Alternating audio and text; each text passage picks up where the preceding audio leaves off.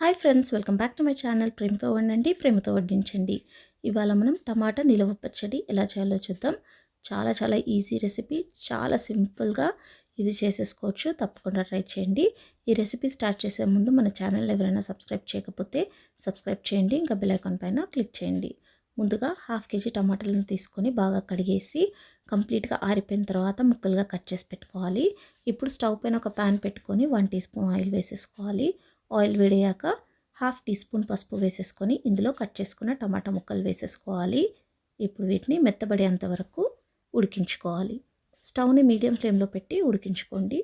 చూసారా, టమాటాలు కంప్లీట్గా మెత్తబడిపోయాయి.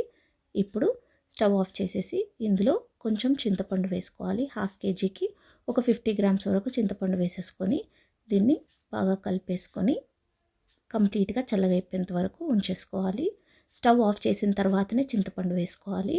టమాటాలు చల్లగైపోయేంత వరకు దీనికోసం తాలింపును రెడీ చేసుకుందాం. స్టవ్ పైన ఒక కడాయి పెట్టేసుకొని కడాయి వేడిన తర్వాత ఒక పెద్ద కప్పు ఆయిల్ని వేస్తున్నాను. 1 kg టమాటాలకు 1/2 kg ఆయిల్ పడుతుంది.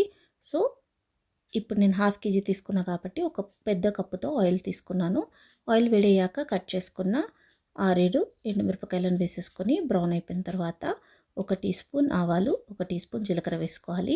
ఇవి కూడా లైట్గా బ్రౌన్ అయిపోయిన తర్వాత ఇప్పుడు ఇందులో క్రష్ చేసుకున్న ఎల్లిపాయలు వేసుకోవాలి.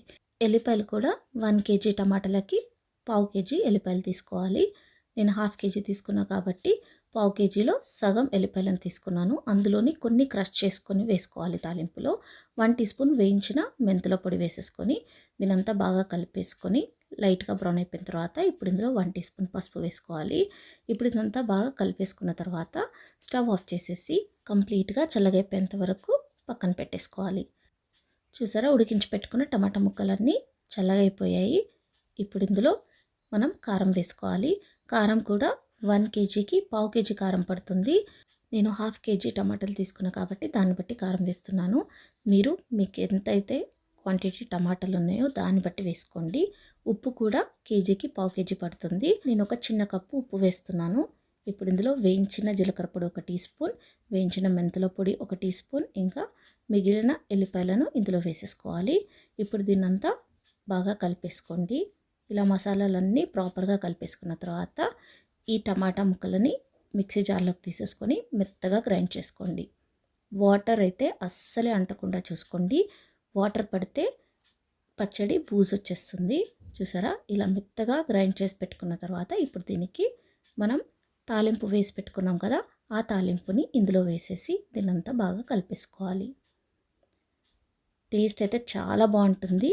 తడి మాత్రం అస్సలే అంటకుండా చూసుకోండి. ఇదంతా ప్రాపర్గా కలిపేసుకొని ఇప్పుడు దీన్ని స్టోర్ చేసేసుకోండి.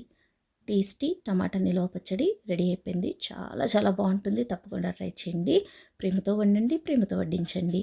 మీకు ఈ రెసిపీ నచ్చినట్లయితే లైక్ చేయండి, షేర్ చేయండి, కామెంట్ చేయండి, ఇంకా తప్పకుండా సబ్స్క్రైబ్ చేయండి. Thank you.